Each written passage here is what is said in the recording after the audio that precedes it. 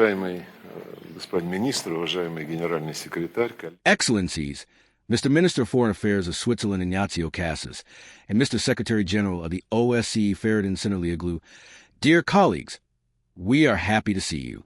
We appreciate that upon assuming the chairmanship of the Organization for Security and Cooperation in Europe, Switzerland, represented by you, Mr. Cassis, has shown interest in resuming concrete diplomatic talks with the Russian Federation. Undoubtedly, the participation of esteemed Secretary General Sinirlioglu in our negotiations will add substance to this conversation, which will inevitably touch upon global processes that negatively affect the Organization for Security and Cooperation in Europe. I will not even dwell on examples of how the OSCE found itself in its current situation, a profound crisis, approaching the real threat of self-destruction. The reason is very simple. The majority of Western countries deviated from the founding principles laid down in the Helsinki Final Act and in the declarations that were adopted at the summit-level meetings. Yesterday, we already started in an unofficial manner the dialogue with all those present here on this very burning topic, and we hope that we'll follow up on this today in an official manner, so that our colleagues from the media do not think that we are hiding something from them. I would like to announce that we will not be holding a joint press conference. The minister has decided to speak to the media upon his return to Switzerland, but we will definitely talk to you when we see our guests off. Thank you for welcoming me, the Secretary General, and our delegation from the OSCE. Being here is important for this organization because it is also your organization. I don't want to reiterate the position of my country, to Switzerland, towards the war to Ukraine. This is known, but I'm here to open doors with this organization.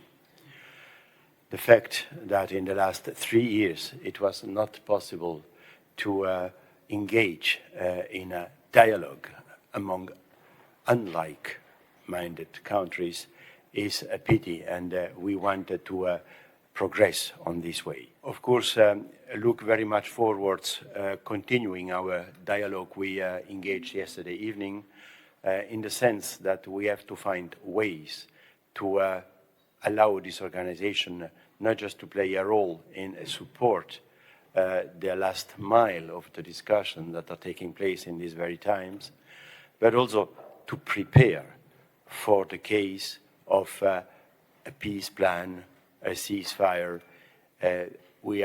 We believed that this organization is the most important one in order to manage a monitoring of a peace process. And in that sense, we visited this week Kyiv and Ukraine, and we had the same openness to Ukraine like to you today. And I hope that we will have a constructive approach in our dialogue in order to find ways to stop the war.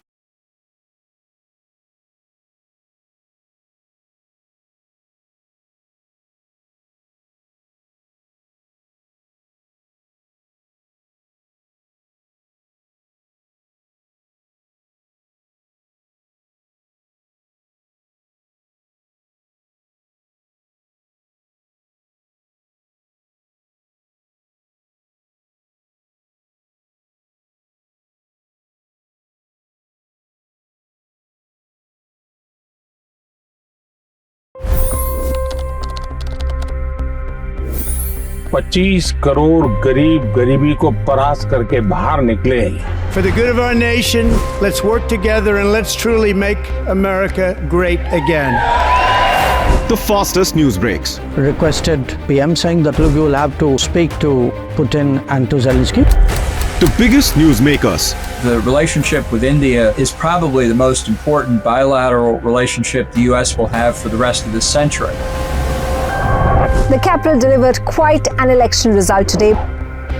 Expert analysis. The million-dollar question today is how to stop this dance of death. Ground reports.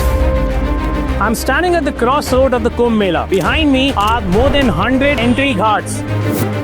Long-form interviews. Exclusionary politics is reflected in Manipur case as well. You don't bother because this is a small state.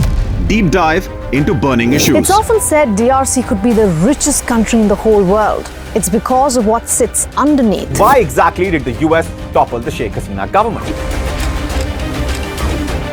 HT videos.